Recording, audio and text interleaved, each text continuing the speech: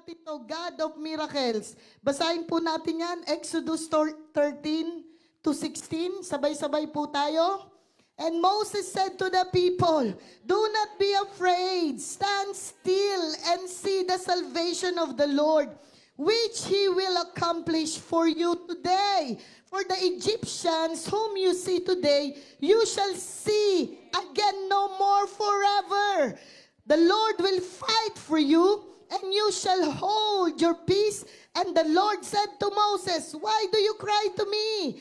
Tell to the children of Israel to go forward, but lift up your rod and stretch out your hand over the sea and divide it, and the children of Israel shall go on dry ground through the midst of the sea." Okay, pagpalain ng Diyos ang kanyang salita. Ano ho? Salamat ho sa buhay ng ating mga senior pastors, Larry and Marlene Manuel. Nagaling sila ng London last week.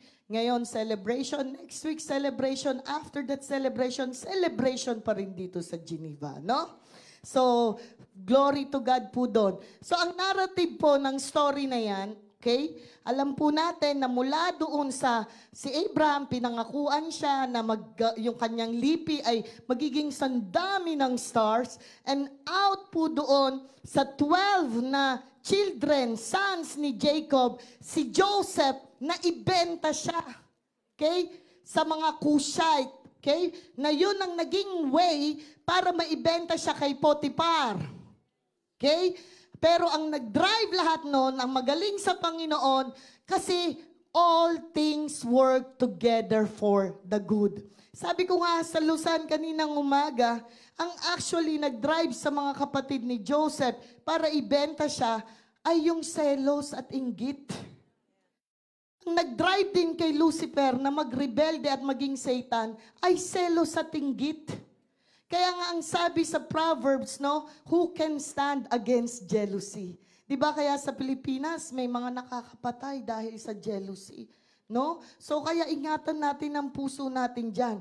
Pero, okay, dinaanan ko lang 'yon. Dito, syempre, dumami sila dahil si Joseph, ginamit siya ni Lord mightily doon sa land ng Egypt, especially nung dumating ang great famine. Wala nang pagkain sa lugar nila Jacob. So kailangan nila na bumili ng pagkain sa Egypt. Pero during that time, nung na-reveal yung pagkatao ni Joseph at nalaman na siya yung second to the highest to Pharaoh, bago si Pharaoh, tapos siya na, binigyan sila ng magandang land, yung Goshen.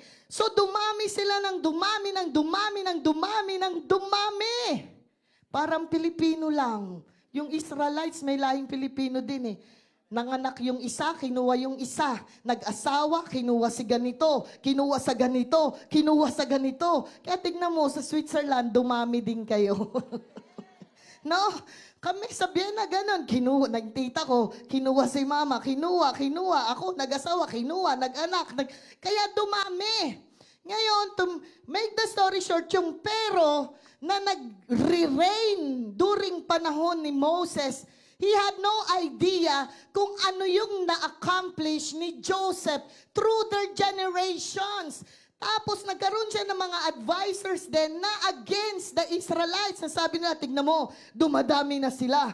So later on, isasakam nila tayo. Kumbaga, i-conquer na nila tayo. Later on, sila na mauna. So si Pharaoh, pinakinggan niya yon. So sa madalit sabi, pinahirapan sila ng pinahirapan. Until dumating si Moses sa point, sa awa niya, sa kapwa niya, Israelite na pinapahirapan, nakapatay siya ng isang garden, no? So, isinasummarize ko na lang po para maunawaan niyo yan.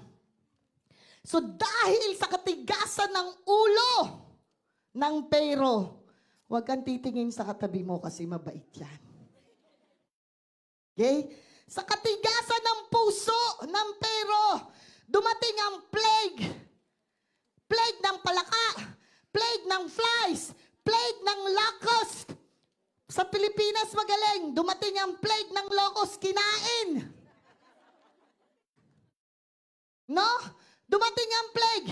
Pero the final blow ng plague ay yung Yung kailangan mag-offer sila yung blood of the lamb. Yung sa mga Israelites, lahat ng may pinto, sa pintuan na merong blood ng lamb ay lalagpasan.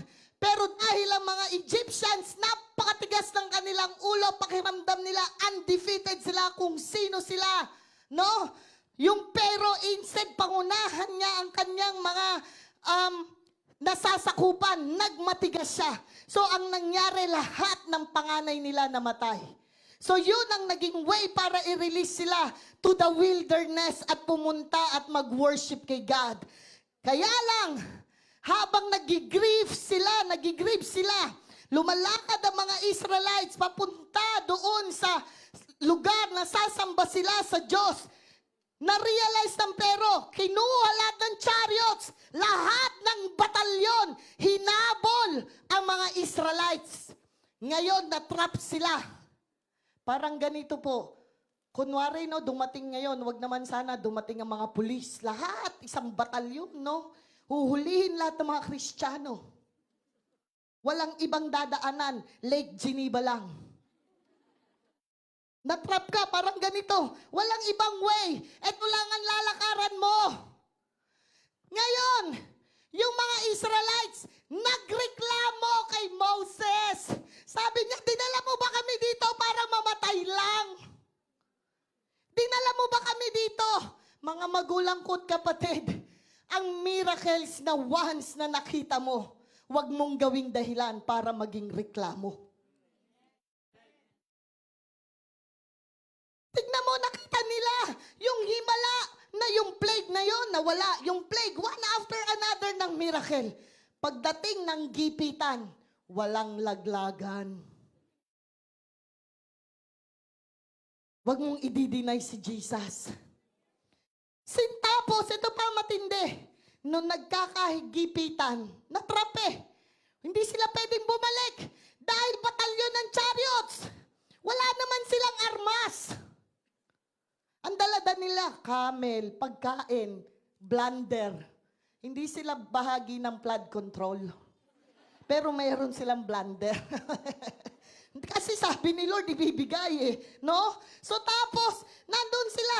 Sabi ngayon na si Moses ang sinisisi nila. Si Moses naman, umiyak sa Diyos. Kaya sabi ng Diyos sa kanya, bakit ka umiiyak? Parang ganito kadali. Pag dumadaan tayo ng pagsubok ng buhay, bakit ka napanghihinaan ng loob? Nakita mo na ang himala ng Diyos sa nakaraan. He's the same God yesterday, today, and forever. Subok mo na siya sa ibang bagay.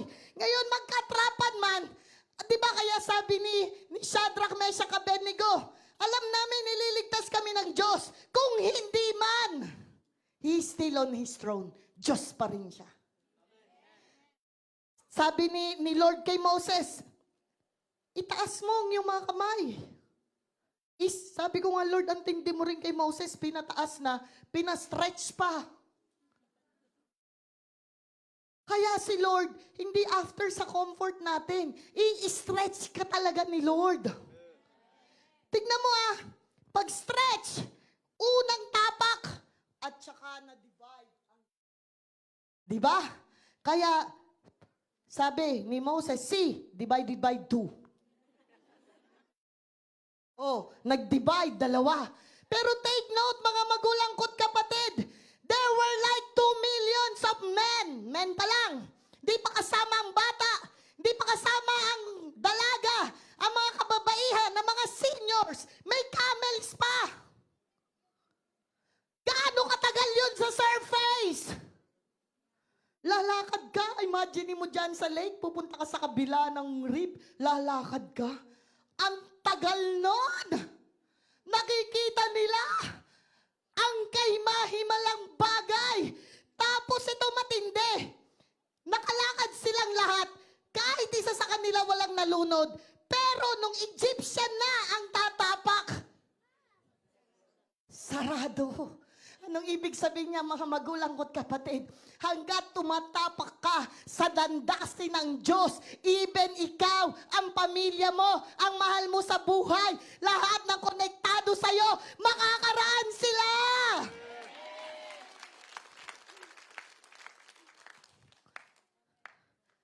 mo si Moses, shepherd. Alam ka naman yung staff na yan, makinis.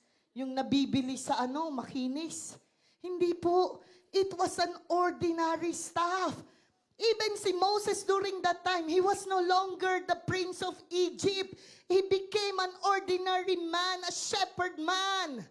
Parang ikaw, parang ako. Ordinary lang tayo sa Diyos.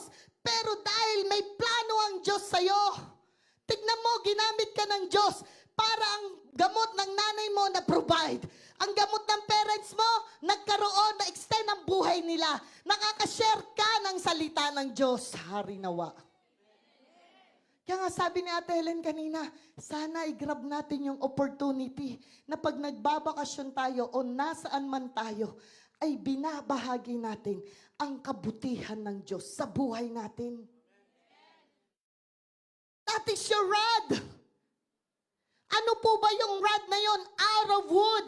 Ano ba yung nangyari sa wood? It is the cross. What Jesus did for you and for me. Umpisa pa lamang po yan. Sabi, my God. With that staff, Moses confronted Moses. Struck the Nile. Ano ho? Amen. Thank you. Sabi niya, brought plagues, parted the Red Sea, and later brought water from the rock. Imagine niyo po, di ba dito yung mga pumapanik sa bundok, merong mga rock formation. Hahampasin lang ng ganun, ng staff, dadalo yung tubig. Parang yung rock na yon, nagsisimbolize ng puso natin. Dati matigas, pero nang hinipo at naranasan ng cross, dumaloy ang living water na nagkaroon ng kapakinabangan sa iba. The staff represents God's authority. Anong sabi ni Jesus sa Luke 10:19? I have given you authority to trample on snakes and scorpions. Anong sabi ni Paul sa salita niya? We are the ambassadors of Christ. Kaya nga, di ba ho, bakit ganyan? Sa old belief natin, it isn't crucial na kung may ginagawa kang mali. Pero pag tiga-GAC Geneva ka or tiga-GCC, pag may nagawa kang mali, ang big deal. Why? Because we are misrepresenting the authority. Diba kaya ang daming galit doon sa mga contractors? Ako rin nainis nung napanood ko. Sabi ko, Lord, sorry po. Si pastor nga nag-deactivate ng Facebook kasi puro yun na lang. Sabi ko, Lord, tapos nakita nga naman. Anyway, sabi ko, parang ganon. Binigyan ka ng authority ng Lord, binigyan ka ng pagkakataon na maging pagpapala sa iba. Sinarili mo, hindi mo binigay. Kaya hindi lang mga contractors at yung mga nandun sa takip ng contractors corrupt. Minsan, Kristiyano din. Ayaw i-share yung salvation itinatago. Yung himala ng Diyos, ayaw natin i-display. Tignan mo, 21 years na tayo. Dito, meron ni ilan sa inyo, 21 years ka na, nasa sitting ministry ka pa din. Sabi mo sa katabi mo, move din pag may time. Next po, ano ibig sabihin ng Red Sea? Red Sea moments. Pag nagkatrapan, meaning those are challenges of life. Sino po ba dito ang walang pinagdaanan challenges? Sabi ko sa Luzon, sige, wala kang challenges, tignan mo. Namoblema ka, paano ka magkikilay? Challenge yan. Namoblema ka, yung kulot, gustong umunat. Kagaya ko kanina, nag-unat ako. O, challenge yun, matagal Pag kulot, ligo lang. Hair oil, tapos na. Oh, tapos, yung ingrown mo, natanggal. Hindi matanggal, nagnana, di challenge. Nagka-LQ kayo mag-asawa, di challenge. Dumating ang factor, di challenge. Nag-part-time ka ng 15 hours. Pagising mo sa umaga, ang sakit ng katawan, di challenge.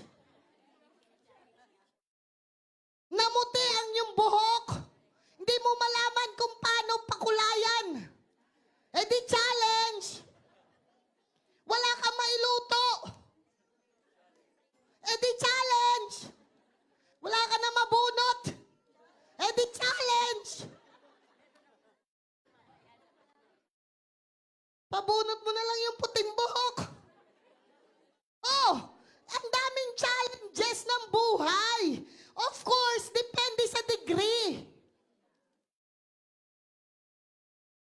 Tignan mo, lumalakad ka doon sa may ano na yon, yung sabi nung isa, ayaw daw niya yung part-time na yon kasi parang lumang building, parang haunted house, para daw may white lady. O may fear ka, edi challenge, wala ka tuloy, pira. Oh, challenge yun, di ba? Sa gitna po ng challenges ng buhay, struggles man yan, relational, spiritual, health, lahat tayo dumadaan dyan. Pero ang pakakaingatan po natin, mga magulang ko't kapatid, ang puso natin. Huwag tayo maging kagaya ng mga Israelites na walang ginawa kundi magreklamo. Nung wala kang trabaho sa Pilipinas, sana makapagtrabaho ko. Pumunta ka ng Switzerland, ang mahal naman dito, ang ganito naman. Tapos nung gusto mo na magkaasawa, binigyan ka ni Lord, himala, nag-answered prayer. Ngayon reklamo ka ng reklamo tungkol sa iyong asawa. Nag-pray ka, magkaroon ka ng anak. Lumabas ang iyong anak. Pray ka ng pray. Ngayon reklamo ka ng reklamo na ang anak mo ang babait. Bakit mabait ka na ba?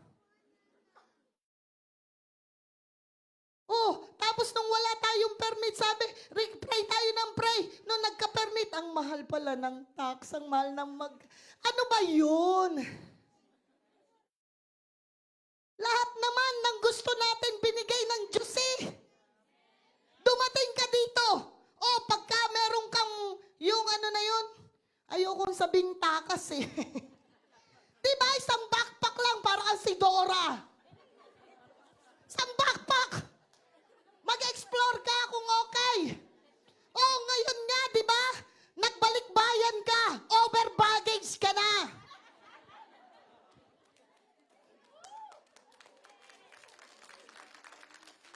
Come on.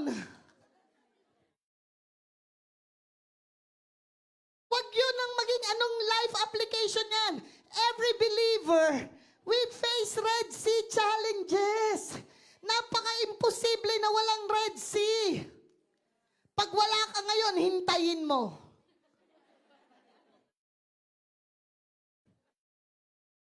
Diba magugulat ka, may nire-resolve ka pa dito, yung magdarating na naman. Kasi minsan, yung mga imposibleng problema, financial struggles, no? Family crisis, spiritual battles, yan challenges na yan, is paraan ng Diyos. Out of those mistakes, out of those messes, so He can show miracles. Kung hindi sila na-trap doon sa may humahabol na chariot, paano nila makikita na pati pala dagat kayang biyakin ng Diyos, makatawid ka lang? Di mo ba nakita?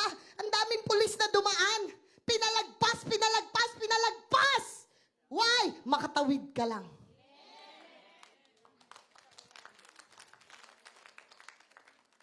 Di mo nakita, ilang libong beses lang tinag-aaway ng asawa mo. O, tumagal naman kayo ng 50 years. Si Kuya Rudy nga, akala ko kanina, sabi niya, napaka-memorable sa akin ng araw na to, September 21, dahil nagkaroon ng martial law, 19, etc., blah, blah. Kala ko dahil naranasan niya yung naging guerrilla siya o naranasan niya yung life ng martial law, biglang bumanat nang sabi niya, kasi yung araw ng martial law, nagtanan kami ni Sister Emma. Kaya sa gitna ng kaguluhan, may magandang bagay na nangyayari. Alam niyo ba yung fountain na tinitignan-tignan ng mga turista dito, it was because of a mistake.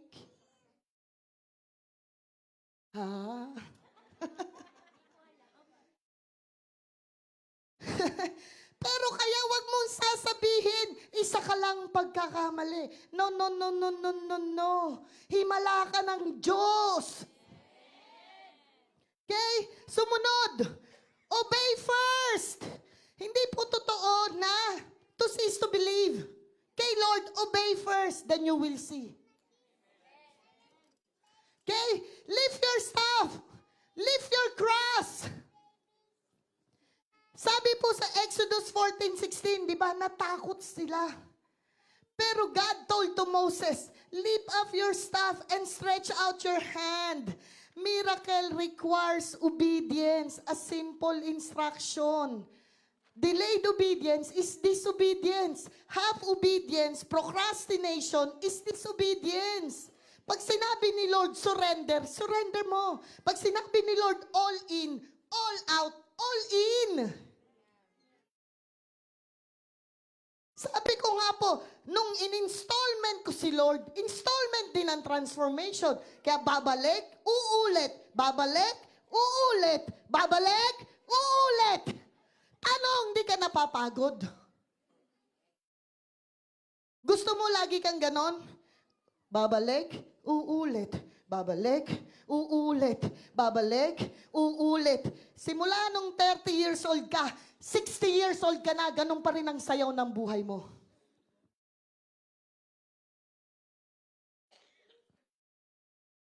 Nakakapagod kaya yun? Babalik, uulit, babalik. Pag sinabi ni Lord, surrender, surrender.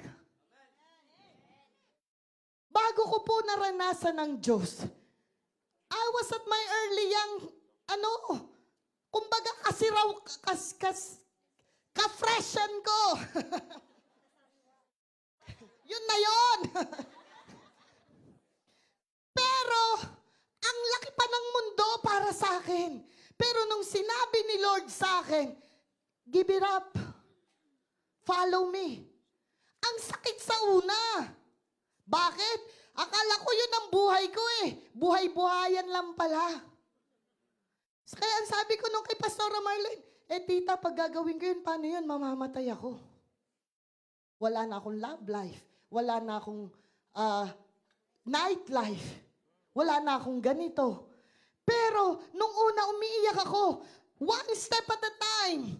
Sinurrender ko yun. Bumalik ako sa mother ko. Umiyak ako. Nagpapatulong ako. One step at a time. One step at a time. One step at a time. Dumating na. Nagpatotoo ko sa Pilipinas. Ando na pala si Pastor. Pero kung hindi ako nag-step, one step at a time, one step at a time, tapos nag-meet kami ni Pastor, Lord, ang hirap, kasi kailangan niya i-surrender yung trabaho niya. Ang dali lang naman yung trabaho niya, from 6 to 12 sa post office. Magsusort out lang letter. Anong masama doon? May needs din. Pero sabi ni Lord, surrender, come and follow me. One step at a time, one step at a time. Without knowing, dinala na kami ni Lord. Sasabi nila, sa bansang napaka-imposible na magkaroon ng regularization at magkaroon ng maayos at na trabaho o pamilya. Pero pinatunayan ng Diyos ang kanyang himala. One step at a time. Sabi nila, hindi tayo makakapagbukas sa Luzon. Ang daming nagtangka. One step at a time. Habang kumaapak, nandoon bumubukas ang Red Sea. Gumagawa ang Diyos ng himala na hindi mo nakikita. Umayos ka para yung tatapakan mo maging maayos.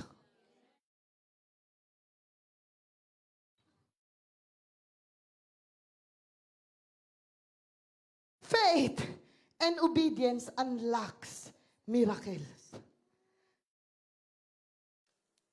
A little boy, alam po natin yung story na yan, right? Nasabi doon, merong isang bata, ang daming crowd sumusunod kay Jesus. Tapos wala siyang maipapakain. Sabi, eto po, 2 fish and 5 loaves. Out of that, nagpakain ng libu-libong tao. Mga magulang ko't kapatid, kung susunod lang tayo kay Kristo, marahil ang pamilya mo, meron na kayong iglesia sa bawat baryo. Kung susunod lang tayo ng totoo sa Panginoon, siguro mga kaibigan natin, mape-penetrate natin ng tama. Why? Pero nadidelay kasi we keep our mouth shut. Hindi bumukas ang Red Sea. Ngayon, 21st anniversary, huwag tayong mapagod. Ito yung paraan na sama-sama tayo, balikatan, hawak kamay, walang maglalaglagan. Patuloy natin itataas ang pangalan ni Jesus. Hindi para ang GCC makilala malaking congregation. No! Para si Jesus makilala na malaking Diyos.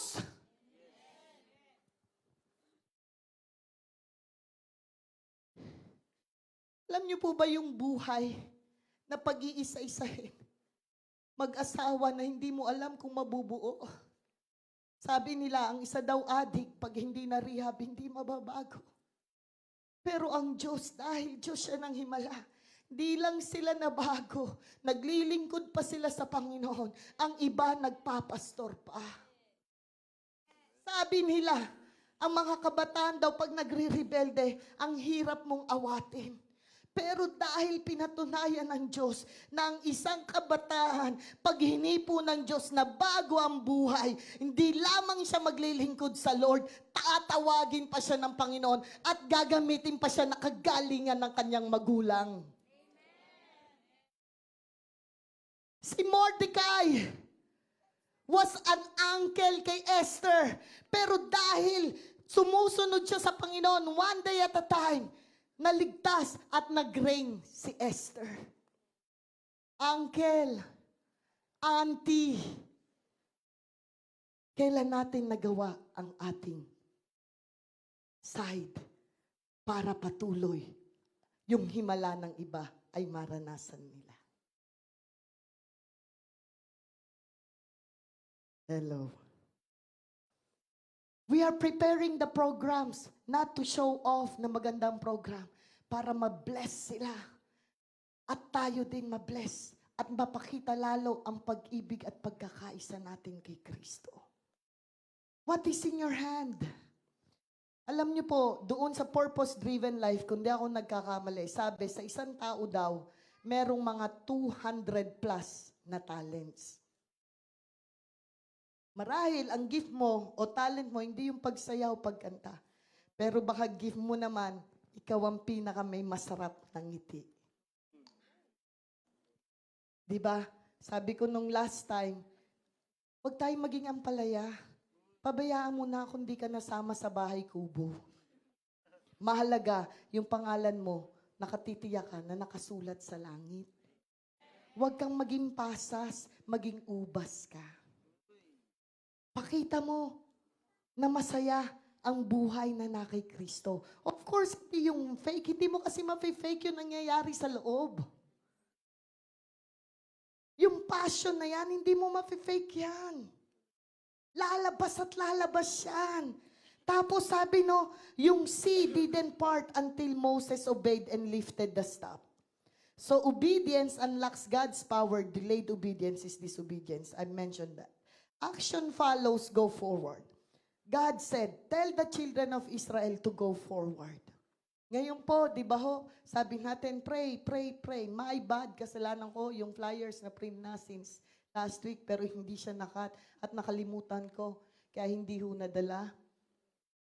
So to make po, natignan ho natin, hindi lang naman tayo pagka may event, mag-i-invite. We go, we move forward. Kahit walang event. Why? Sabi ni Paul, in season or out of season. Mga life group leaders po, mga SOD graduates, mga SOD students. Kay Lord po tayo nakipag-covenant na we will do our utmost para mabahagi na ng salita ng Diyos ang ibang tao. Huwag po tayong mapagod. Pag ang patuloy natin pina-follow up, yung ayaw naman magfa-follow up, ayaw namang kumunik, mahirap po yun. Kaya nga pinagpipray natin eh. Yung ating prayer of 3, prayer of 10, prayer of 12. Pagka desidido tayo, desperado tayo, makikita natin ang himala ng Diyos mangyayari. Tapos po, action follows, go forward. Stop looking back. Tama na po. yung laging, ay, dati ganito kami. Ay, dati ganito kami. Ay, kami. Dati yun. Kaya nga sabi ng Diyos sa Isaiah, don't you not perceive? Di mo ba naintindihan? May ginagawa na si Lord ng bago. Baka kaya hindi makakilos si Lord kasi dati ka pa rin ng dati. Sila Moses po, kung sinabi nila dati, tignan mo yung mga Egyptian, yung mga Israelites na sabi, doon sa Egypt, kinakain namin onions. Noon. Kapag magulang ko't kapatid, AI na nga. Darating na ang time. Robot. Gusto mo ba magsishare pa ng salita ng Diyos? Yung robot? Sabing, share the gospel, GPT. Hello, Jesus died for you. John 3:16. For God so loved the world that He gave His only begotten Son. Do you have any questions? Ganun eh. Hindi ba tayo natatakot? Na parang ang saya natin, na dito, okay. Tapos and then yet, alam mo, may mga kamag-anak ka pa na pwedeng ma-perish.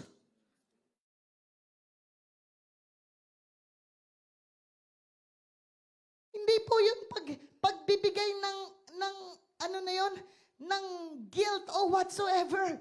Pero that is the reason ba't tayo nagpupursige. Kasi madami pa eh. And ayaw din natin na tayo ang maging dahilan para yung kapatid ko, pinsan ko, hindi sila maligtas. Gusto mo ba dahil hindi tayo nagbibigay ng tamang patotoo, hindi sila maligtas-ligtas dahil tayo ang tinitignan nila? Nagkaroon tayo ng maraming pagkakataon sa kanila pero hindi natin binahagi. Ang resulta po ng bawat pagsunod natin ay yung imposible, nagiging posible. Tingnan niyo po nung tumayo si Moses, hindi pa naman agad nahati eh. Nung lumipat kami dito sa Switzerland, 2 years. Almost lahat ng organizations, nalakad na namin para magkaroon ako ng work. Lord, dumating pa sa time, 2 weeks na lang, hindi pa malaman kung ma-extend ako, hindi. Ngayon naman, ito ang kinakaharap namin, yung US crisis. Pero ang sabi ko sa Panginoon, Lord, one day at a time. Dahil sabi mo sa Jeremiah 32:27, walang mahirap sa'yo. Dahil ang economy ni God hindi nababankrupt, hindi nagkukulang, walang inflation. Di ka ba nagtataka kung minsan kailan nagkakahipitan, doon ka dumadami ng ekonomiya? Ang bait ng Diyos, di ba? So God specializes in impossibilities. Sabi ng science, ng medicine, hindi ka nagagaling. Pero ang sabi ng Diyos, kayang-kaya kitang pagalingin. May pagdadaanan lang, pero kayang-kaya kitang baguhin. Yung asawa mo, akala mo hindi mababago. Pero tignan mo, minsan mas mainit na siya kaysa sa'yo. Yung anak mo, na dati sinasabihan mo, ngayon siya na nagyayaya sa'yo. Diba? Sa bawat obstacle po natin, yan ang nagiging pathway to victory. Tingnan niyo po hindi ka makakapunta sa bundok dito kung wala kang gagamiting lift. Pagka takot ka sa height, hindi ka makakasakay ng lift. Mamimiss mo yung magandang view. Diba? Ngayon, pagka takot ka namang mag-hike, mabilis kang mapagod, mamimiss mo yung trail at thrill. Diba? Tapos, pagka ayaw mong bumunot, ayaw mong magbayad ng lift, hanggang tingin ka na lang. Diba? Pero tignan po natin, sa bawat obstacle na yan, tignan mo, nakapasa ka ba ng grade 2 kung di ka nag-exam ng grade 1? Sabi mo, Pastora, walang test nung grade 1. Come on! Kami may quiz kami noon, natatandaan ko eh. Hindi ako makakapunta ng first year high school kung walang exam. Oh, hindi ka makakapasa ng A2. Di ba, in-interview ka. Tapos dahil natataranta ka, instead sabi mo, jus de pomme, sabi mo, pomme du jus. Tapos pasado, ay, hallelujah, hallelujah, pakiramdam mo, valedictorian ka.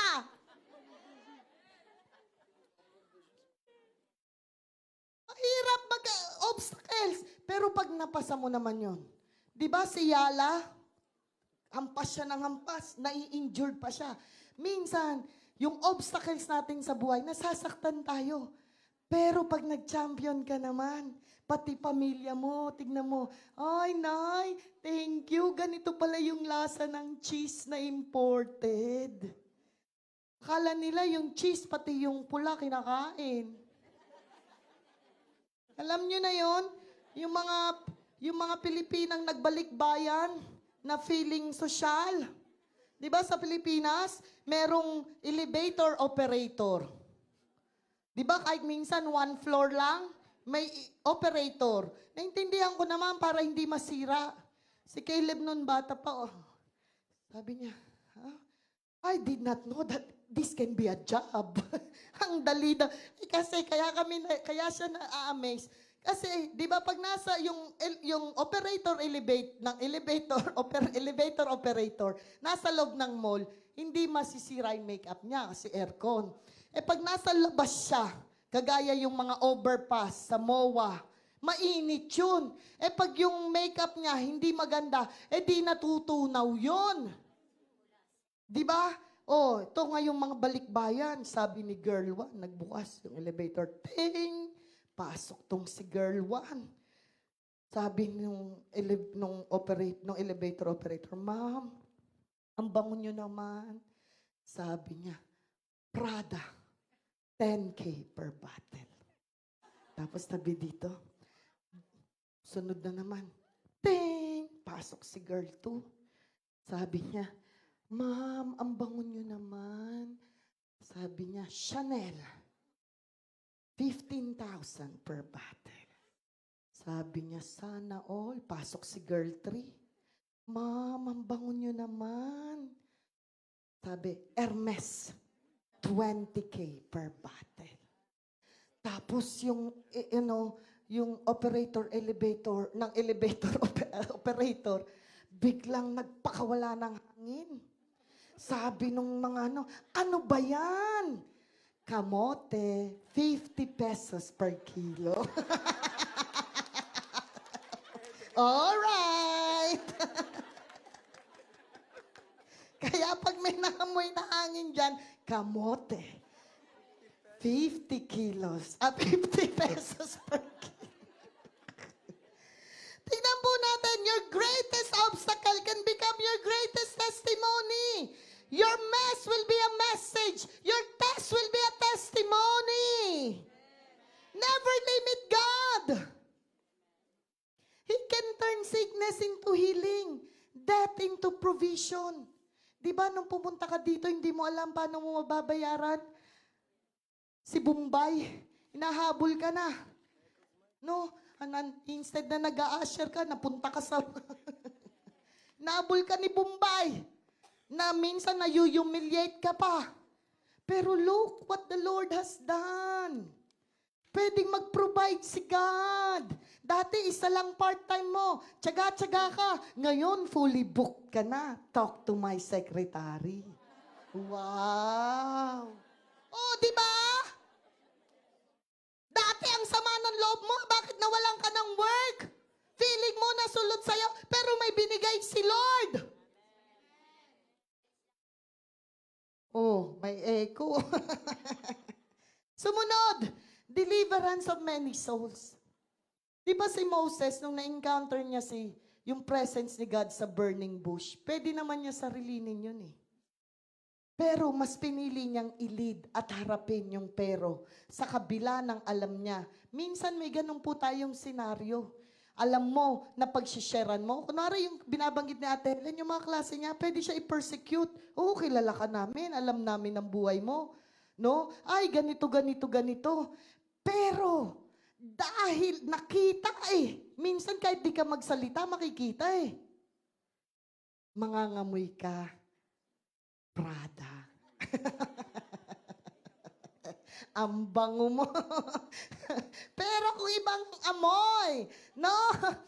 So kaya ganon. Kaya maraming tao ang maliligtas. Tingnan mo, naligtas ka. Ishiner mo. Ano ko, sa Ate Gigi, shineran siya. Dinala niya sa Ate Grace. Nung nakarana sila, dinala niya sa Ate Meng. Dinala niya sa Ate Beng. Dinala niya sa Ate Sally. Oh, tingnan mo, ang dami pala nila.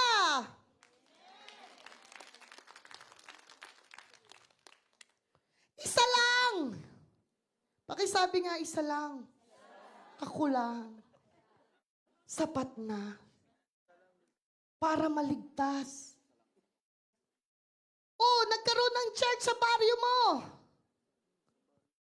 Doon nga, doon sa baryo namin. Dati, kubo-kubo lang yun. At least ngayon may hollow blocks at may makine. Pero ang dami, hindi mo matutumbasan yung mga bata, yung mga kabataan, yung mga matatanda na nakakarinig ng salita ng Diyos. Hindi yun. Napakaraming souls nun. Hindi pa yun nagtatapos dun. Minsan nga sa Antipolo may building na wala pang pastor. No? Tapos tinawag tayo ng Diyos to become fisher of man. Diba sa last week, sinabi ni pastor yung tinuro niya, fishers of men. Cast your net. Unang-una, follow up people. Mag-connect ka. Of course, pag may kahinaan ka, magpasama ka. Mag-connect ka, tawagan mo anak mo, tawagan mo asawa mo, tawagan mo pinsan mo, tawagan mo ang kapitana, tawagan mo yung alam mong pwede mong matawagan. Kesa gamitin mo yung kadaldalan sa kakasabi ng lahat ng problema sa Pilipinas. I-follow up mo. Tapos invite culture. Dapat tayo po, hindi tayo intimidating. Magkaroon tayo ng na maging matik sa atin. Di ba kaya ang Kristiyano, minsan para tayong salesman and woman. We know kung paano natin sila iimbitahan. Kahit minsan sa pagod natin, huwag mong kakalimutang ngumiti. Mag-imbita tayo. Tapos pag may bisita dito, nakangiti ka, hindi ka nakasmid.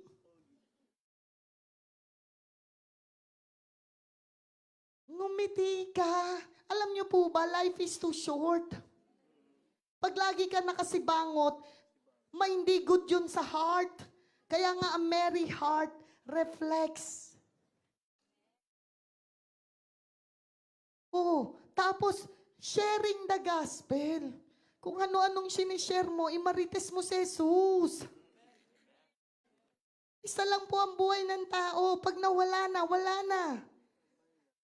Ang dami ng regrets. Holy Spirit led. Kaya nga tayo dito, who else is worthy? Sa prayer. That's the purpose. Nagre-recharge ka sa Lord. Para pag humarap ka ng kagaya ng mga pero na matitigas ang ulo. No, nung last week, sabi ng colleague ko, tell me, is this what your God wants? Pinakita sa akin yung nangyayari sa Gaza. Sabi ko sa kanya, I'm very sorry I don't have all the answer. But all I know, that my God is also concerned sa mga tao na yan. I don't know how He will do that, but I'm not the answer. It's still the same. Jesus cares.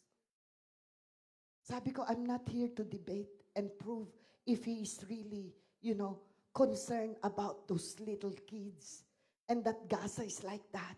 I don't know, but all I know, because we people, we know we sin against God. This is out of that, the result of our stubbornness and greediness of power. Tumahimik siya. Why? Kasi pag makikipag-debate ka, wala po. Magaling sila, matalino sila. No? Mataas ang posisyon niya. Pero sa Lord, sabi niya, I will make, sabi niya sa Corinthians, di ba, those fools sa mundo para makita yung wisdom ni Lord. Eliminate fear. Huwag kang matakot. Hindi naman ikaw ang tinatanggihan. Kung natakot ka bang lumipad, nandito ka sa Switzerland. Kung natakot ka magpa-interview, na-enjoy mo yung buhay na meron ka. Ganon din po sa pagbabahagi ng salita ng Diyos. Huwag kang matakot. Release to multiply. Huwag po tayong matakot na wag nating isipin na pag nagbibigay tayo sa Lord, sumusunod tayo sa Lord, nawawalan tayo. Well, in fact, nagmo-multiply yun. Parang orange. Di ba pag biniyak mo yung orange, nakikita mo kung ilang seeds. Pero pag nirelease mo yan sa Panginoon, hindi mo na mabibilang kung ilan ang pwedeng maging bunga niyan. Isa lang. Oh, tignan mo, nape-penetrate niya. Ganun po ang Panginoon. Release to multiply, then soak in prayer. Minsan, kaya hindi tayo makapag-share kasi kulang tayo ng panalangin. Ang dami nating time sa Reels, sa TikToks, pero sa panalangin. Diba kaya yung prayer of 3, prayer of 10, prayer of 12, Lord, I suggest sa bawat Bible study, umpisahan na natin magsulat ng mga pangalan, and then ipag-pray natin sila, Panginoon, sa oras na to, nasaan man po sila, dinadalangin namin sa iyo, Lord, na maimbitahan sila, hindi lang sila maimbitahan, mananatili sila, kung anong ginawa mo sa amin, ganun din, Lord, matatransform sila, madidisipulo namin sila dahil maengkwentro kanila. Yun po ang gusto ni Lord. Si Jesus po, di ba, up to the cross, even in His last breath, no, the greatest miracle is salvation. When we lift up the name of Jesus, He draws people to Himself. Wag kasi sa atin, wag sa atin i-draw. Kaya nga, again, hindi tayo nagpaparamihan ng life group. Kundi ang prayer natin, dumami ang mga life group, dumami ang mga nag-serve sa Lord sincerely. Kasi marami pang mga kalalakihan, kababaihan, mga kabataan na nangangailangan sa Diyos. God wants to use us to lead many souls through the Red Sea of sin into freedom of Christ. Ang conclusion po natin, anong Red Sea ang kinakaharap mo? Tumaas na ba ang pagsunod mo sa Diyos? Anong hakbang pasulong sa pananampalataya? Naniniwala ka ba na sa Diyos walang imposible? At hayaan ang iyong buhay na maging isang patotoo na umakit sa marami para sa kaligtasan kay Kristo.